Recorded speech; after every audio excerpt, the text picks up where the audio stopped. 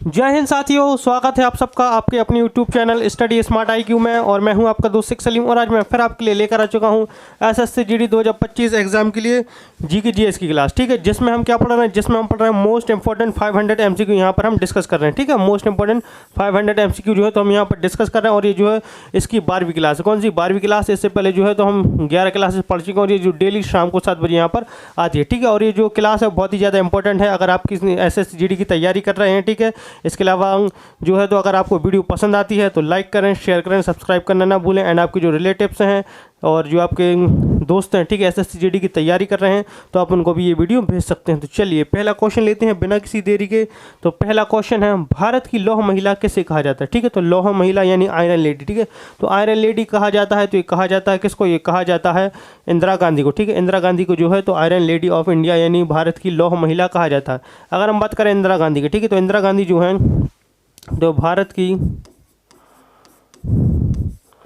पहली महिला प्रधानमंत्री यानी प्राइम मिनिस्टर। ठीक है, और अभी तक जो है तो पहली ही थी और एकमात्र ऐसी महिला है जो प्रधानमंत्री के पद पर बैठी हैं। ठीक है, फिर हम बात करते हैं इंदिरा गांधी। तो इंदिरा गांधी ये पहली भारत की पहली वित्त मंत्री भी रह चुकी। ठीक है, वित्त मंत्री भी ये रह चुकी और ये जो है तो ये जवाहरलाल नेहरू की कौन थी? तो ये जवाहरलाल नेहरू की बेटी थी। फिर हम बात करते हैं सरोजनी नायडू। ठीक है, सरोजनी नायडू की बात करते हैं तो सरोजनी नायडू जिनको हम भारत की कोकिला कहते हैं। क्या? भारत की कोकिला। ठीक है, भारत की कोकिला जो है इनको कहा जाता है यानी नाइटिंगेल ऑफ इंडिया कहा जाता है जो सरोजनी नायडू है। ठीक है, ये INC की अध्यक्ष रही थी। ठीक है, INC अध्यक्ष बनी थी ये कब बनी थी? तो ये बनी थी 1925 का कानपुर सेशन में। ठीक है, कानपुर सेशन में जो है तो ये INC की अध्यक्ष बनी थी। और जो सरोजनी नायडू थी, ठीक है, तो ये पहली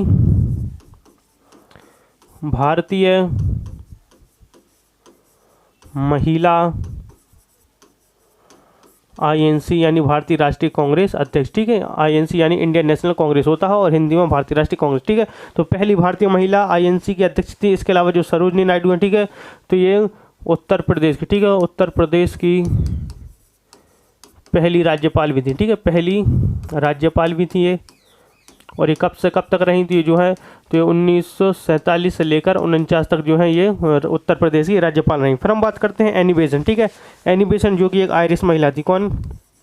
ये एक आयरिश महिला थी। ठीक है, ये एक आयरिश महिला थी और ये जो है यानी आयरलैंड से आई थी। ठीक है, एनी बेसेंट की अगर हम बात करें, ठीक है, तो ये INC अध्यक्ष रही। INC अध्यक्ष ये भी बनी थी। INC अध्यक्ष ये कब बनी थी? तो ये भारतीय राष्ट्रीय कांग्रेस की अध्यक्ष बनी थी 1917 में। कब? 1917 में बनी थी। कहाँ पर? कलकत्ता अधिवेशन में। कहाँ पर? कलकत्ता अधिवेशन में। और जो एनी बेसेंट है, ठीक है, तो एनी बेसेंट जो है तो पहली महिला, ठीक है, यहाँ पर देखिए पहली महिला INC यानी इंडियन नेशनल कांग्रेस अध्यक्ष। ठीक है, तो अगर पूछी जाए कि पहली महिला INC अध्यक्ष तो ये थी कौन? एनी बेसेंट 1917 के कलकत्ता सेशन में। अगर पूछी जाए कि पहली भारतीय महिला INC अध्यक्ष तो ये कौन है? तो ये है सरोजनी नायडू। ठीक है, जो कि 1925 के कानपुर सेशन में बनी थी। और एनी बेसेंट जिन्होंने 1916 में, ठीक है, 1916 में होम रूल लीग की स्थापना की। ठीक है, होम रूल लीग की स्थापना की थी। ठीक, होम रूल लीग की स्थापना की थी। कहाँ पर? इन्होंने इसकी की थी मद्रास में। ठीक है, और इसके पहले जो है तो 1916 में ही पुणे में बाल गंगाधर तिलक जो थे उन्होंने होम रूल लीग की स्थापना की थी। उसके बाद में एनी बेसेंट ने 1916 में होम रूल लीग की स्थापना की थी। फिर हम बात करते हैं रमा देवी। ठीक है, तो रमा देवी तो ये पहली महिला चुनाव आयुक्त। ठीक है, पहली महिला चुनाव आयुक्त।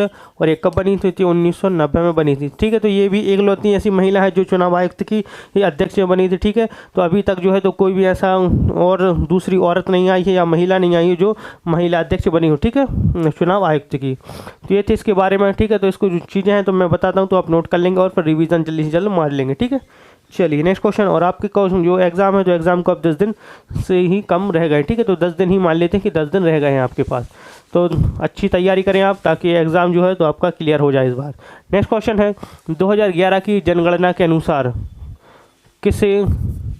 किस, ठीक है, किसी नहीं, कैसे नहीं, किस, ठीक है, किस केंद्र शासित प्रदेश में सबसे अधिक, ठीक है, सबसे अधिक लिंगानुपात है, ठीक है। तो सबसे अधिक लिंगानुपात किस केंद्र शासित प्रदेश में, ये पूछा गया है। तो अगर हम बात करें सबसे ज़्यादा लिंगानुपात, तो ये कहाँ पर है, तो ये सबसे ज़्यादा पुडुचेरी में। कहाँ पर, पुडुचेरी में जो है तो 2011 की जनगणना के अनुसार सबसे ज़्यादा लिंगानुपात है।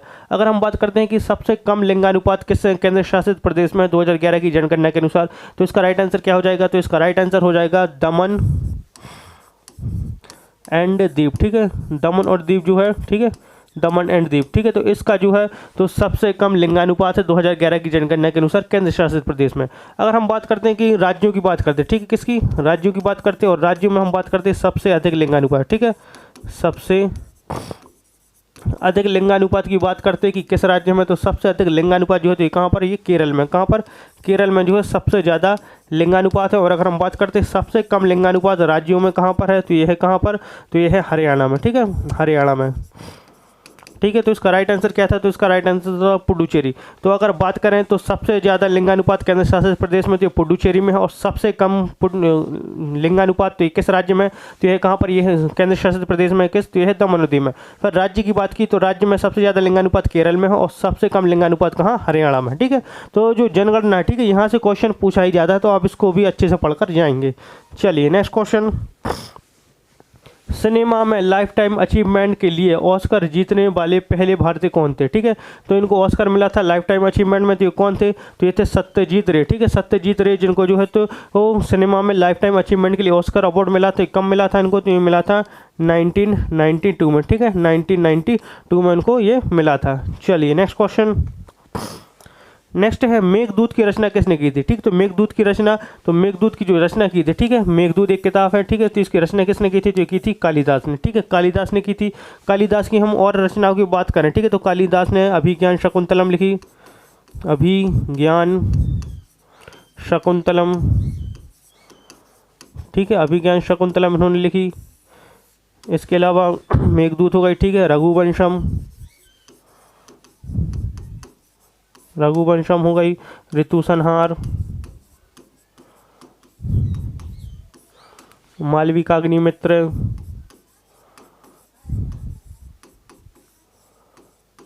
ठीक है, मालविकाग्निमित्रम भी इन्होंने लिखी, ठीक है। फिर इसके अलावा इन्होंने कुमार संभव भी लिखी, ठीक है, कुमार संभव भी जो है तो इन्होंने लिखी थी, ठीक है। किसने ये लिखी, तो ये जो सारी किताबें हैं, ठीक है, रचनाएं हैं, ये किसकी, ये कालिदास की रचना है। हम बात करें कालिदास की, तो जिनको भारत शेक्सपियर यानी भारत का शेक्सपियर कहा जाता है, ठीक है, शेक्सपियर ऑफ इंडिया, भारत का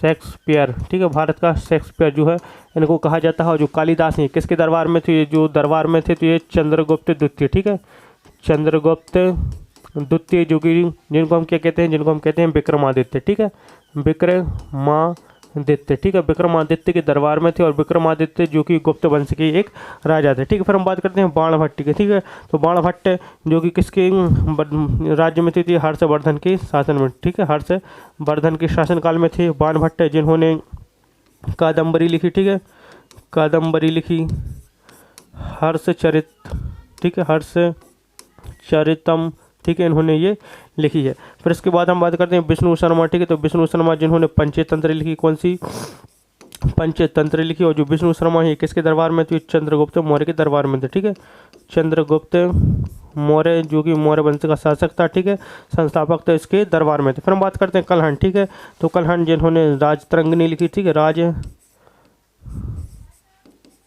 ठीक है, राजतरंगिणी, ठीक है, राजतरंगिणी लिखी। और ये किसके दरबार में थे, तो ये कश्मीर के शासक थे, ठीक है, कश्मीर शासक हर्षदेव के दरबार में, किसके, हर्षदेव के दरबार में थे, ठीक है। और इन्होंने कौन सी, राजतरंगिणी लिखी थी, ठीक है। तो ये सारी चीज़ें लिख लेंगे। चलिए नेक्स्ट क्वेश्चन लेते हैं, आगे बढ़ते हैं। और जो चीज़ें मैं यहाँ पर पढ़ा रहा हूँ तो बहुत ही ज़्यादा इंपॉर्टेंट है और एग्जाम में पूछी जा चुकी हैं और आगे भी पूछ सकता है ये। तो फिर नेक्स्ट क्वेश्चन है भारतीय सर्वेक्षण विभाग का मुख्यालय, ठीक है। तो भारतीय सर्वेक्षण विभाग का मुख्यालय कहाँ पर है, तो ये है कहाँ पर, ये देहरादून उत्तराखंड में। कहाँ पर, देहरादून उत्तराखंड में। नेक्स्ट क्वेश्चन, नेक्स्ट है आंध्र प्रदेश और तमिलनाडु की सीमा पर कौन सी झील स्थित है, ठीक है। तो आंध्र प्रदेश और तमिलनाडु में है ये स्थित झील, ठीक है। तो ये कौन सी झील है, तो ये जो है तो ये है पुलिकट झील, ठीक है। पुलिकट झील जो कि आंध्र प्रदेश और तमिलनाडु के इस सीमा पर स्थित है। अगर हम बात करें पुलिकट की, ठीक है, तो जो पुलिकट झील है ये भारत की दूसरी सबसे बड़ी लैगून झील है, ठीक है, यानी खारे पानी की झील है, ठीक है, लैगून झील है ये। पुलिकट झील भारत की दूसरी सबसे बड़ी लैगून झील है। फिर हम बात करते हैं यहाँ पर चिल्का, ठीक है, चिल्का जो कि भारत की सबसे बड़ी लैगून झील है, ठीक है, भारत की सबसे बड़ी लैगून झील, भारत एंड एशिया, ठीक है, भारत एंड एशिया की, ठीक है, भारत और एशिया की सबसे बड़ी लैगून झील। अगर पूछी जाए कि भारत की सबसे बड़ी लैगून झील यानी खारे पानी की झील कौन सी है, तो इसका राइट आंसर हो जाएगा क्या, चिल्का झील, जो कि कहाँ पर है, उड़ीसा में। अगर पूछ जाए कि दूसरी सबसे बड़ी लैगून झील, तो दूसरी सबसे बड़ी लैगून झील भारत की ये है पुलिकट, जो कि आंध्र प्रदेश और तमिलनाडु की सीमा पर स्थित है, ठीक है। और जो चिल्का झील है ये कहाँ पर है, तो मैंने बताया ये उड़ीसा में है। कहाँ पर, उड़ीसा में। फिर हम बात करते हैं लोकटक झील, तो लोकटक झील जो कि उत्तर पूर्व, ठीक है, उत्तर पूर्व, जिसको हम कह सकते हैं पूर्वोत्तर, ठीक है, पूर्वोत्तर भारत की सबसे बड़ी मीठे पानी की झील, ठीक है, मीठे पानी की झील है कौन सी, लोकटक झील। और लोकटक झील ये कहाँ पर स्थित है, जो लोकटक झील है ये कहाँ पर है, तो जो लोकटक झील है ये मणिपुर में है। कहाँ पर, मणिपुर में ये स्थित है। और लोकटक झील के ऊपर ही एक नेशनल पार्क है, कौन सा, केवल लामजाओ नेशनल पार्क है, जिसको दुनिया का एकलौता फ्लोटिंग नेशनल पार्क यानी तैरता हुआ नेशनल पार्क माना जाता है। फिर हम बात करते हैं बुलर झील, ठीक है, बुलर झील जो कि कहाँ पर, ये जम्मू एंड कश्मीर में। कहाँ पर, जम्मू एंड कश्मीर में। और जो बुलर झील है ये भारत की सबसे बड़ी मीठे पानी की झील है, ठीक है, मीठे पानी की झील है ये, मीठे पानी की झील, ठीक है। चलिए आगे बढ़ते हैं, अब नेक्स्ट क्वेश्चन लेते हैं। नेक्स्ट है पंच दिवसीय गंगा महोत्सव डैश शहर में मनाया जाता है, ठीक है, तो किस शहर में मनाया जाता है महोत्सव, किस, ठीक है, किस शहर में ये मनाया जाता है, तो जो मनाया जाता है, तो मनाया जाता है कहाँ, ये वाराणसी में मनाया जाता है। कहाँ पर, वाराणसी में ये मनाया जाता है। हम बात करते हैं 5 दिवसीय गंगा महोत्सव की बात हो गई, तो फिर यहाँ पर गंगा से आपको गंगा नदी की याद आएगी, ठीक है, तो जो गंगा नदी के ही उसमें बनाया जाता है, ठीक है। और गंगा नदी जो कि गंगोत्री ग्लेशियर से निकलती है, कहाँ से, गंगोत्री ग्लेशियर यूके यानी उत्तराखंड से निकलती है। जब ये गंगोत्री ग्लेशियर से निकलती है तो तब इसको क्या कहते हैं, तब इसको कहते हैं भागीरथी नदी। क्या, भागीरथी नदी कहती हैं। जब भागीरथी नदी अलकनंदा नदी से मिलती है, कौन सी, अलकनंदा नदी से, ठीक है, अलकनंदा नदी से मिलती है। कहाँ पर ये मिलती है, देवप्रयाग में, देवप्रयाग में। तब कौन सी नदी बनती है, तब जाकर बनती है कौन सी, गंगा नदी, ठीक है, गंगा नदी बनती है। और गंगा नदी जो कि भारत की सबसे लंबी नदी है, ठीक है, भारत की सबसे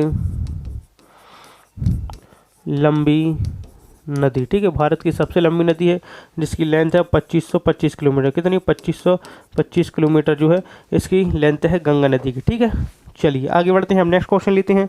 तो नेक्स्ट क्वेश्चन है भवाई किस राज्य की पारंपरिक नृत्य शैली है, ठीक है, तो भवाई किस राज्य की पारंपरिक नृत्य शैली है, तो जो भवाई है, ठीक है, तो ये जो भवाई है तो ये कहाँ पर, तो ये गुजरात में मनाया जाता है। कहाँ पर, गुजरात में मनाया जाता है। और इसके अलावा जो भवाई है, ठीक है, भवाई नृत्य ये राजस्थान में भी मनाया जाता है, ठीक है, राजस्थान में भी ये सेलिब्रेट किया जाता है। इसके अलावा जो मुख्य रूप से जो सेलिब्रेट किया जाता है तो गुजरात के कच्छ क्षेत्र में किया जाता है, लेकिन इसके अलावा ये राजस्थान में भी मनाया जाता है, ठीक है। इसके अलावा गुजरात में डांडिया भी मनाया जाता है, ठीक है, डांडिया भी होता है, ठीक है, डांडिया, गरबा, ठीक है, ये सारे लोक नृत्य हैं कहाँ के, ये हैं गुजरात के। नेक्स्ट क्वेश्चन, नेक्स्ट है सिंगालीला राष्ट्रीय उद्यान भारत के किस राज्य में, तो सिंगालीला राष्ट्रीय उद्यान जो है तो भारत के किस राज्य में स्थित है, तो स्थित है पश्चिम बंगाल में। कहाँ पर, पश्चिम बंगाल में। अगर मैं पूछूं कि भारत में कितने राष्ट्रीय उद्यान हैं, ठीक है, तो भारत में जो है तो टोटल 106 राष्ट्रीय उद्यान है। कितने, 106 नेशनल पार्क हैं। और सबसे ज़्यादा अगर पूछूं कि सबसे ज़्यादा नेशनल पार्क, ठीक है, तो सबसे ज़्यादा नेशनल पार्क कहाँ पर है, किस राज्य में, तो सबसे ज़्यादा जो नेशनल पार्क है, ठीक है, तो ये कहाँ पर है, तो ये है मध्य प्रदेश में, ठीक है, मध्य प्रदेश में सबसे ज़्यादा 12 नेशनल पार्क हैं। कितने, 12 नेशनल पार्क हैं। और ऐसा भी क्वेश्चन आता है कि किस राज्य में एक भी नेशनल पार्क नहीं है, तो एक भी नेशनल पार्क नहीं, तो ये है पंजाब में, ठीक है, पंजाब एक ऐसा राज्य है भारत का जहाँ पर जो है तो एक भी नेशनल पार्क नहीं है। और अगर ये भी पूछ जाता है कि भारत का पहला नेशनल पार्क, ठीक है, तो भारत का पहला नेशनल पार्क है, तो ये आप कमेंट में बताएंगे, ठीक है, कमेंट करके मुझे बताएं कि भारत का पहला राष्ट्रीय उद्यान कौन सा है।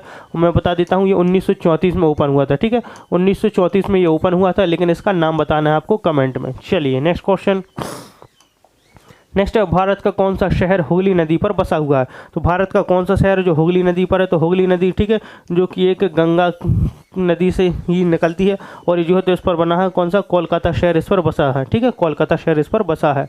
नेक्स्ट क्वेश्चन ब्रह्मारंभा, ठीक है, तो ये ब्रह्मारंभा नहीं है, ये है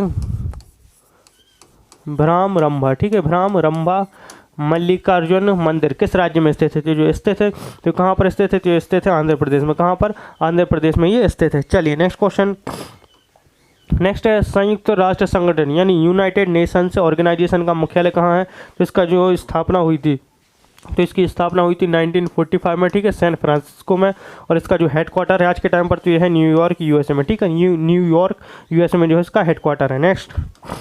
नेक्स्ट है हंगरी की राजधानी का क्या नाम है, ठीक है, तो हंगरी की राजधानी क्या है, तो हंगरी की राजधानी है क्या, ये है बुडापेस्ट, ठीक है, बुडापेस्ट जो है ये हंगरी की राजधानी, और जो बर्लिन है, ठीक है, तो बर्लिन जो है तो ये जर्मनी की राजधानी, कहाँ की, जर्मनी की राजधानी है बर्लिन, ठीक है। चलिए नेक्स्ट है सुकन्या समृद्धि योजना कब शुरू की गई थी, तो सुकन्या समृद्धि योजना जो है तो 2014 में शुरू की गई थी, 2014 में। नेक्स्ट है डायमंड हार्बर के नाम से कौन सा बंदरगाह को जाना जाता है, तो डायमंड हार्बर के नाम से जो जाना जाता है तो ये जाना जाता है हल्दिया बंदरगाह, ठीक है, हल्दिया बंदरगाह। जो हल्दिया बंदरगाह है ये कहाँ पर है, तो जो स्थित है ये है पश्चिम बंगाल में, ठीक है, पश्चिम बंगाल में ये स्थित है। चलिए नेक्स्ट है लंकाशायर कहाँ स्थित है, ठीक है, तो लंकाशायर कहाँ स्थित है, तो कुछ लोग क्या करते हैं तो लंका देखकर श्रीलंका इसका राइट आंसर लगा देते हैं, लेकिन ये बिल्कुल गलत है, ठीक है, क्योंकि जो लंकाशायर है ये ब्रिटेन में है, ठीक है, इंग्लैंड में स्थित है लंकाशायर। नेक्स्ट है बेलूर मठ कहाँ अवस्थित है, ठीक है, तो जो बेलूर मठ है, ठीक है, तो इसकी स्थापना जो हुई थी ये 1987 में की गई थी, ठीक है, 1987 में की गई थी स्वामी विवेकानंद के द्वारा, ठीक है, स्वामी विवेकानंद, ठीक है, स्वामी विवेकानंद ने जो है तो ये 1897 में बेलूर मठ की स्थापना की थी, और ये है कहाँ पर, तो ये है कोलकाता में। कहाँ, कोलकाता पश्चिम बंगाल में इसकी स्थापना की गई थी स्वामी विवेकानंद के द्वारा 1897 में। नेक्स्ट क्वेश्चन है किस दर्रे को जम्मू और श्रीनगर को जोड़ने वाले गेटवे के रूप में जाना जाता है, ठीक है, तो जम्मू और श्रीनगर को जोड़ता है तो ये कौन सा दर्रा है, तो जो है तो ये है बनिहाल दर्रा, ठीक है, बनिहाल दर्रा जो है तो ये जम्मू और श्रीनगर को जोड़ता है। फिर हम बात करते हैं जोजिला दर्रा, ठीक है, तो सॉरी नाथुला दर्रा, ठीक है, जो नाथुला दर्रा है तो ये सिक्किम को तिब्बत से जोड़ता है, ठीक है, सिक्किम को तिब्बत से जोड़ता है। फिर हम बात करते हैं जोजिला दर्रा, ठीक है, तो ये श्रीनगर और लेह को जोड़ता है, ठीक है, श्रीनगर एंड लेह को जोड़ता है ये। फिर शिपकिला दर्रा तो ये हिमाचल प्रदेश को, ठीक है, हिमाचल प्रदेश एंड सिक्किम को, ठीक है, हिमाचल प्रदेश एंड तिब्बत को जोड़ता है, ठीक है।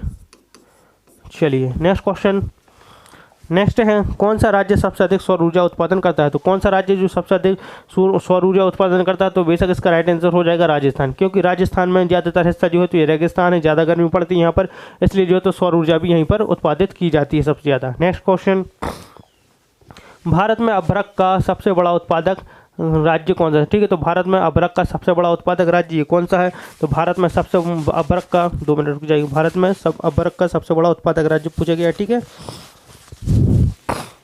चलिए तो भारत में सबसे बड़ा अभ्रक का राज्य है तो ये आंध्र प्रदेश, ठीक है, अब आंध्र प्रदेश जो है तो भारत में अभ्रक का सबसे बड़ा राज्य है, ठीक है। चलिए नेक्स्ट, हाफमैन कप संबंधित है, तो हाफमैन कप संबंधित है जो लॉन टेनिस से संबंधित, किससे, लॉन टेनिस से संबंधित हाफमैन कप। नेक्स्ट, द्वारकाधीश मंदिर स्थित है, ठीक है, तो द्वारकाधीश मंदिर कहाँ स्थित है, तो जो द्वारकाधीश मंदिर है, ठीक है, तो ये कहाँ स्थित है, तो जो स्थित है तो देखिए ये तो पहली बात अगर हम बात करें जो सबसे सही द्वारकाधीश पूछा जाता है, ठीक है, तो यहाँ पर गुजरात दिया ही नहीं, क्योंकि जो है द्वारकाधीश मंदिर ये गुजरात में स्थित है, कहाँ पर, गुजरात में ये स्थित है, लेकिन गुजरात में जब ऑप्शन नहीं दिया है तो एक मथुरा में भी स्थित है, ठीक है, एक द्वारकाधीश मंदिर जो है ये मथुरा में भी स्थित है उत्तर प्रदेश में, लेकिन अगर मथुरा ऑप्शन में ना हो, ऑप्शन में भी हो, और अगर गुजरात कि कोई राज्य, ठीक है, गुजरात दिया हो, द्वारका गुजरात, ठीक है, तो उसका राइट आंसर क्या हो जाएगा, द्वारका गुजरात, क्योंकि मथुरा को वो बाद में बना, लेकिन जो सबसे पहला और सबसे बड़ा जो द्वारकाधीश मंदिर है कहाँ पर, ये गुजरात में है। नेक्स्ट क्वेश्चन है न्यूनतम आवश्यकता कार्यक्रम को किस पंचवर्षीय योजना के दौरान पेश किया गया था, तो जो किस पंचवर्षीय योजना के दौरान पेश किया गया था न्यूनतम आवश्यकता कार्यक्रम, तो ये 5वीं पंचवर्षीय योजना के टाइम पर किया गया था। अब मैं बताता हूँ सारी की सारी पंचवर्षीय योजनाएं, ठीक है, तो जो पहली पंचवर्षीय योजना की हम बात करते हैं, फर्स्ट, फिर second, third, fourth, fifth, sixth, 7th 8th। तो ये सारी की सारी पंचवर्षीय योजनाएं जो मैं बता रहा हूँ आपको याद रखनी है। तो पूछ लिया जाता है क्योंकि यहाँ से पहली चली 1951 से 56, दूसरी 1956 से 61, तीसरी 1961 से 66, चौथी 1969 से 74, पाँचवीं 1974 से 78, छठवीं 1980 से 85, सातवीं 1985 से 90, और जो आठवीं थी, ठीक है, तो आठवीं जो है 1992 से लेकर 1997 तक, ठीक है, 1997 तक। फिर हम बात करते हैं नौवीं पंचवर्षीय योजना, ठीक है, 9th 10th 11th and 12th, ठीक है। तो जो नौवीं पंचवर्षीय योजना चली थी कब से कब तक, तो जो आठवीं चली थी 1997 तक, ठीक है। फिर नौवीं 1997 से लेकर 2000 तक, ठीक है, 2000 तक। फिर 10वीं 2002 तक, ठीक है, 2002 तक। फिर 2002 से 10वीं लेकर 2007 तक चली। फिर जो 11वीं थी ये 2007 से लेकर 2012 तक, और जो 12वीं थी, ठीक है, ये अंतिम पंचवर्षीय योजना थी, 2012 से लेकर 2017 तक चली, ठीक है। तो ये सारी की सारी पंचवर्षीय योजना हमारी भारत में 12 पंचवर्षीय योजना चली, ठीक है, और ये 12 की 12 पंचवर्षीय योजना ये है। चलिए नेक्स्ट क्वेश्चन लेते हैं, आगे बढ़ते हैं। नेक्स्ट है विश्व की सबसे गहरी झील कौन सी। तो विश्व की सबसे गहरी झील तो ये है कौन सी, बैकाल झील, ठीक है। बैकाल झील जो कि सबसे गहरी झील है ये कहाँ पर, ये रूस में है, ठीक है, रूस में। और जो बैकाल झील है, ठीक है, ये पानी के आयतन के हिसाब से, ठीक है, पानी के आयतन के हिसाब से जो है, तो ये आयतन के हिसाब से दुनिया की सबसे बड़ी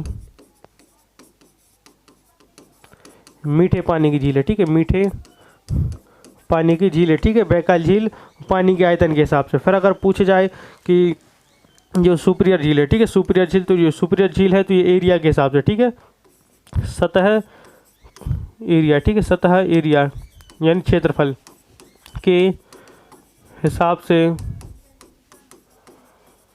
दुनिया की सबसे बड़ी मीठे पानी की झील, ठीक है, मीठे पानी की झील, ठीक है। तो ये याद रखेंगे कि अगर पूछा जाए कि एरिया वाइज, ठीक है, तो एरिया के हिसाब से सबसे बड़ी झील है सुपीरियर झील, जो कि कनाडा एंड यूएसए के मध्य पड़ती है, ठीक है, उनके बॉर्डर पर पड़ती है। और अगर पूछा जाए कि सबसे बड़ी मीठे पानी की झील आयतन के हिसाब से, तो इसका राइट आंसर हो जाएगा बैकाल झील। और मिशिगन झील जो कि यूएसए में है, कहाँ पर, यूएसए में है मिशिगन झील। और लोकतक झील जो कि मणिपुर में है, ठीक है, मणिपुर में, और ये पूर्वोत्तर भारत की सबसे बड़ी मीठे पानी की झील है। चलिए नेक्स्ट कौन है, रागनी किस राज्य से संबंधित गीत का एक लोकप्रिय रूप है, ठीक है। तो रागनी जो है तो कहाँ पर मनाया जाता है, रागनी किस राज्य से संबंधित गीत का एक लोक नृत्य है। तो जो रागनी है, ठीक है, तो ये कहाँ पर, तो जो रागनी है तो ये कहाँ पर मनाया जाता है, तो मनाया जाता है कहाँ पर, हरियाणा में, ठीक है। रागनी किस राज्य से संबंधित गीत का एक लोक नृत्य है, तो ये इसका राइट आंसर हो जाएगा हरियाणा, ठीक है, हरियाणा इसका राइट आंसर हो जाएगा। चलिए तो हमारे क्वेश्चन यहीं पर ख़त्म होते हैं। तो आई होप आपको हमारी ये वीडियो पसंद आई हो। अगर वीडियो पसंद आती है तो लाइक करें, शेयर करें, सब्सक्राइब करना ना भूलें हमारे चैनल को, और हम ऐसी वीडियो आपके लिए लगातार लेकर आते रहेंगे। तो मिलते हैं आपसे अगली वीडियो में, तब तक के लिए good luck and goodbye, thank you.